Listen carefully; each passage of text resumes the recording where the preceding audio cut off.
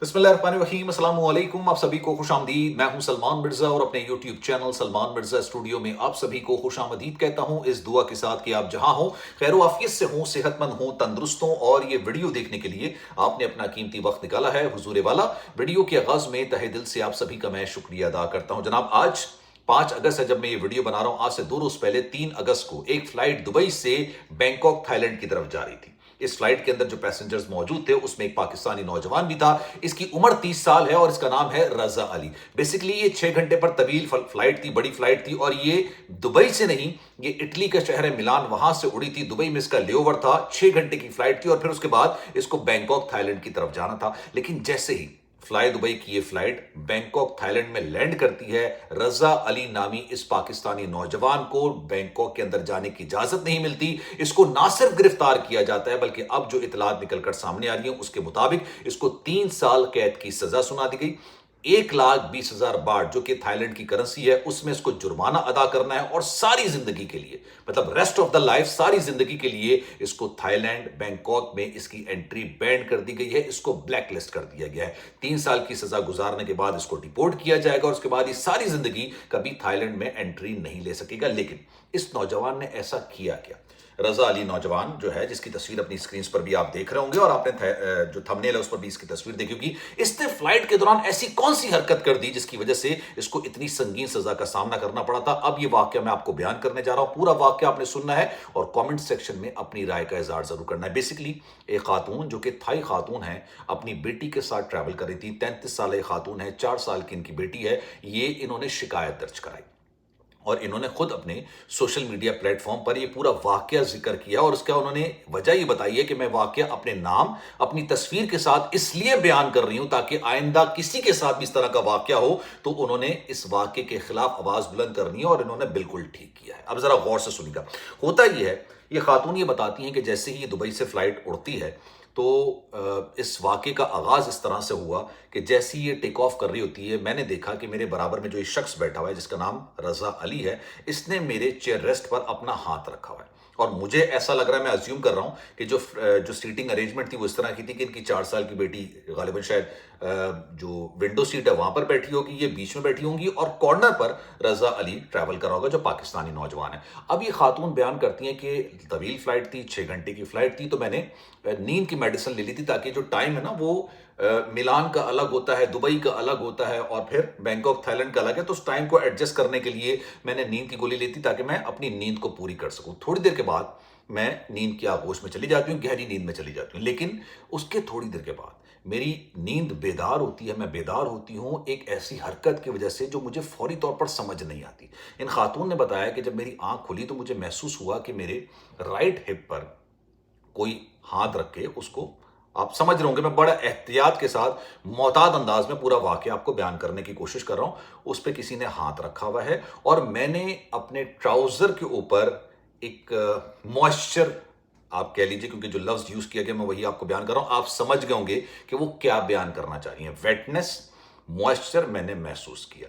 अच्छा, शुरू में उन्होंने कहा कि मुझे लगा कि शायद ये मेरी खाम ख्याली है, नींद से मैं बेदार हुई हूं, मुझे समझ नहीं आ रहा था। लेकिन मुझे उस वक्त ज्यादा तशवीश हुई जब मेरे बराबर वाला जो शख्स था वो मेरी जो स्क्रीन लगी हुई है, एंटरटेनमेंट की जो स्क्रीन लगी होती है, उसको जानबूझकर टच कर रहा है, प्रिटेंड कर रहा है कोई ऐसा नाटक करने का और मुसलसल मुझे देख रहा है।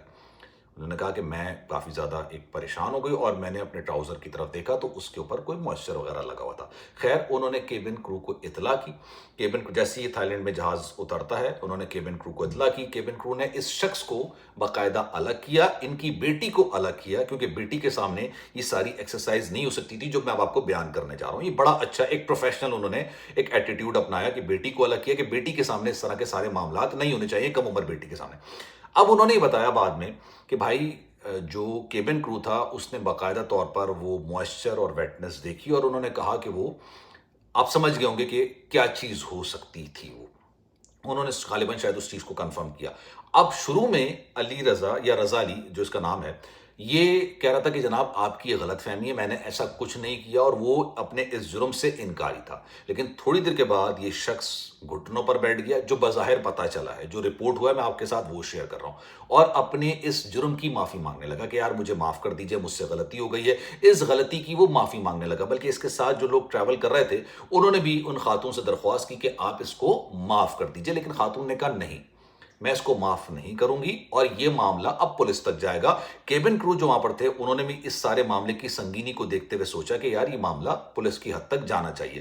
پولیس کو بلایا گیا، پولیس نے آ کے پھر اس سے انویسٹیگیشن ہوئی۔ اس کو بینکاک کے اندر جانے کی اجازت نہیں ملی، یعنی اس کو ایئرپورٹ پر ہی روک کے رکھا گیا، اور اس کے بعد 5 تاریخ کو آج یہ خبر نکل کر سامنے آتی ہے کہ یہ بتایا گیا ہے کہ جناب اس کو 3 سال قید کی سزا سنائی گئی ہے۔ غالباً شاید وہ جو موئسچر کا جو میں آپ کو ذکر کر رہا ہوں، یا جو میں ویٹنس کا ذکر کر رہا ہوں، وہ شاید میچ کیا ہوگا، کیا معاملات ہوں گے، اور اس کے بعد اس نے غالباً یہ قبول بھی کر لیا تھا کہ اس نے اس طرح کی نازیبا حرکات، شرمناک حرکات کی ہیں، اور اس کی وجہ سے یقین جانیے، میں آپ کو ایک بات کہتا ہوں، آپ جب بھی پوری دنیا میں جاتے ہیں نا، پاکستانی ہو، بھارتی ہو، بنگلہ دیشی ہو، کسی بھی ملک سے آپ کا تعلق کیوں نہ ہو، اگر آپ وہاں پر جا کے کوئی بھی غلیظ اور شرمناک حرکت کسی بھی ملک میں جا کے کرتے ہیں، تو وہاں کے جو لوگ ہوتے ہیں نا، وہ آپ کی نیشنلٹی کو دیکھ کے ایک پکچر کریٹ کر لیتے ہیں تمام لوگوں کے بارے میں، جو کہ جس ملک سے آپ آ رہے ہیں۔ اس شخص نے پوری پاکستانی کمیونٹی کا نام بدنام کیا۔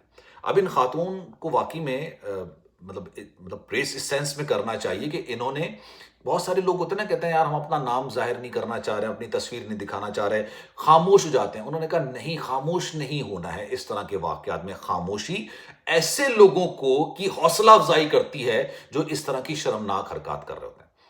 اب یہ واقعہ اب ہوا ہے، بڑا خوفناک قسم کا، بڑا دردناک قسم کا واقعہ ہے۔